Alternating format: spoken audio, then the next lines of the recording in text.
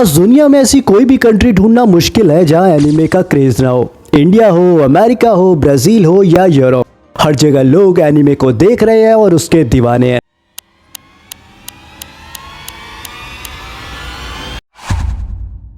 कोई नरूटो की हेडबैंड पहने घूम रहा है, कोई गोकू का फैन है, कोई अटैक ऑन टाइटन की थ्योरीज डिस्कस कर रहा है और कुछ लोग तो एनिमे कैरेक्टर्स के टैटूज तक बनवा चुके हैं। लेकिन सबसे इंटरेस्टिंग बात यह है कि एनिमे ओरिजिनली जापान की लोकल ऑडियंस के लिए बनाया जाता था। एक ऐसी कंट्री जिसका साइज भी ज्यादा बड़ा नहीं है, जिसकी पॉपुलेशन दुनिया का सिर्फ एक छोटा सा हिस्सा है। फिर ऐसा क्या हुआ कि आज एनिमे $1 बिलियन ग्लोबल इंडस्ट्री बन गया? कैसे एक जापानीज कार्टून स्टाइल ने हॉलीवुड और डिज्नी जैसे जायंट्स तक को चैलेंज कर दिया? और आज क्यों नेटफ्लिक्स, अमेजन और डिज्नी भी एनिमे के पीछे $1 बिलियन इन्वेस्ट करने के लिए रेडी है? आज हम एनिमे की पूरी कहानी को समझेंगे, कैसे जापान ने स्टोरी के दम पर पूरी दुनिया को जीत लिया। लेकिन आगे बढ़ने से पहले अगर आप इस चैनल पर नए हो तो चैनल को सब्सक्राइब और बेल आइकन जरूर दबा देना। इससे मुझे और बेहतर वीडियोस बनाने की मोटिवेशन मिलती है। तो चलिए इस वीडियो को शुरू करते हैं। एनिमे की स्टोरी एक्चुअली एक प्रॉब्लम से शुरू होती है। 1940s और 1950s में एनिमेशन की दुनिया पर अमेरिका का राज था।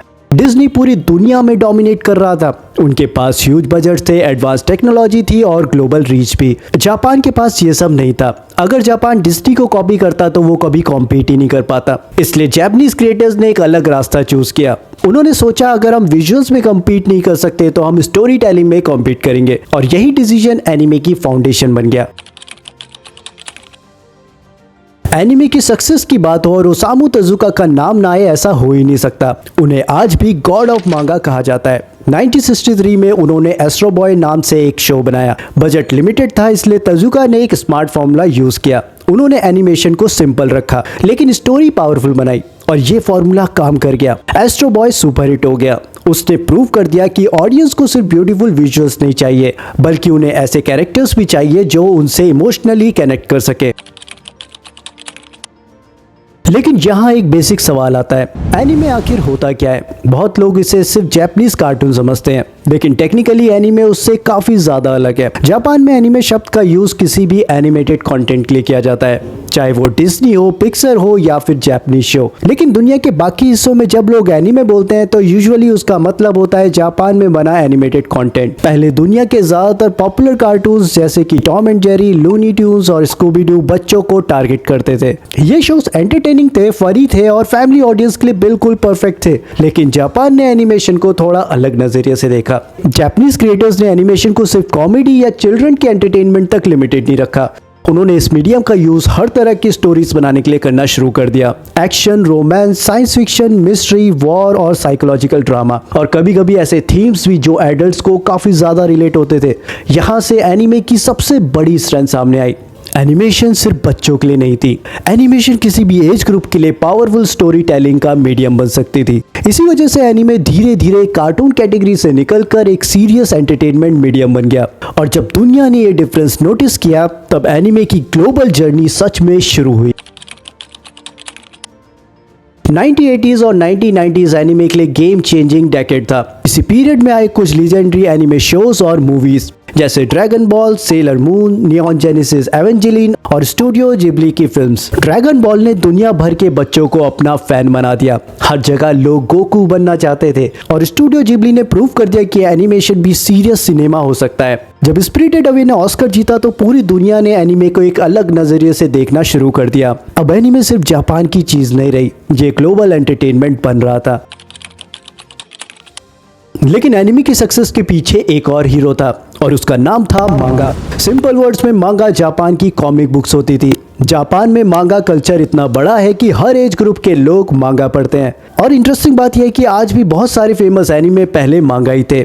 बात करें चाहे नरूटो की, वन पीस की, अटैक ऑन टाइटन की या डेमन स्लेयर की, सबकी शुरुआत मांगा से ही हुई थी। मांगा क्रिएटर्स पहले कहानी को लिखते थे, कैरेक्टर्स क्रिएट करते थे, और अगर ऑडियंस को स्टोरी पसंद आती थी तो बाद में उसे एनिमे में अडेप्ट किया जाता था। इसी वजह से एनिमे इंडस्ट्री को हमेशा नए आइडियाज और स्ट्रॉन्ग स्टोरीज मिलती रही।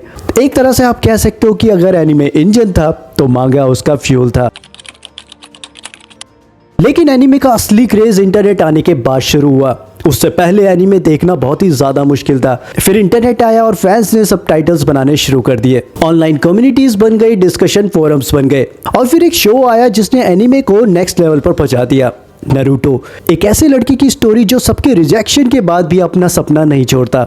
ये स्टोरी दुनिया भर के लोगों को कनेक्ट कर गई और उसके बाद One Piece, Bleach, Death Note और भी ना जाने कितने शोज, और यहाँ से एनीमे ग्लोबल मेन स्ट्रीम बन चुका था। अब सबसे इंपॉर्टेंट सवाल आता है, आखिर एनीमे इतना सक्सेसफुल क्यों है? क्यों लोग दुनिया के दूसरे कोने में बैठकर भी जापानीज कैरेक्टर से इतना कनेक्ट करते हैं? और इसका सबसे बड़ा रीजन है स्टोरी टेलिंग। एनीमे ऑडियंस को अंडर एस्टिमेट नहीं करता। एनीमे में हीरोज हमेशा परफेक्ट नहीं होते, वो फेल करते हैं, गलतियां करते हैं, डर जाते हैं और कभी कभी तो पूरी तरह से टूट भी जाते हैं, लेकिन फिर वो खुद को दोबारा खड़ा करते हैं और शायद इसीलिए उनकी जर्नी इतनी रियल लगती है। यहाँ विलेंस भी सिर्फ बुरे लोग नहीं होते, उनके अपने गोल्स होते हैं, अपनी स्ट्रगल्स होती हैं और कभी कभी उनकी बातें भी सही लगने लगती है। और इसी वजह से एनीमे की दुनिया ब्लैक एंड व्हाइट नहीं लगती, वहाँ हीरोज और विलेंस के बीच काफी ग्रे एरियाज भी होते हैं। और जब कैरेक्टर्स इतने रियल फील होते हैं तो ऑडियंस उनके साथ इमोशनली इन्वेस्ट हो जाती है। उनकी विक्ट्रीज भी अपने लगने लगती है, उनकी फेलियर्स अपनी लगती है और उनकी डेथ भी पर्सनली हर्ट करती है। और इसीलिए एनीमे सिर्फ एंटरटेनमेंट नहीं बन पाता, वो एक इमोशनल एक्सपीरियंस बन जाता है। और जब कोई स्टोरी आपको कुछ फील करा दे तो आप उसे कभी नहीं भूलते। इंडिया में भी एनीमे का क्रेज पिछले कई सालों में एक्सप्लोड हुआ है। एक टाइम था जब ज्यादातर इंडियंस एनीमे को सिर्फ कार्टून समझते थे, लेकिन आज पिक्चर कंप्लीटली चेंज हो चुकी है। एनीमे मूवीज इंडियन थिएटर्स में रिलीज हो रही है और अच्छा कलेक्शन भी कर रही है।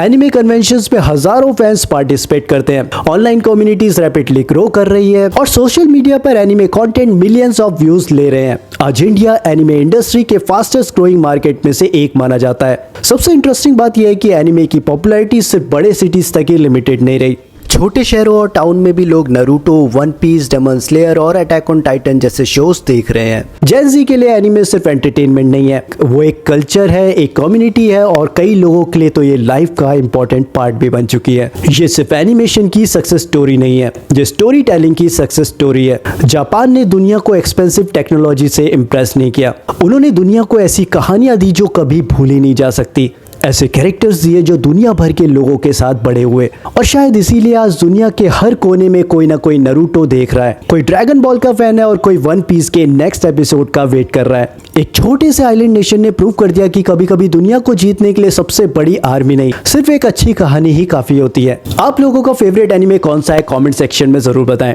और याद रखना, एनीमे ने हमें सिखाया कि इमेजिनेशन की कोई बॉर्डर नहीं होती, बल्कि अच्छी कहानियां उन्हें पार कर जाती हैं। जय हिंद।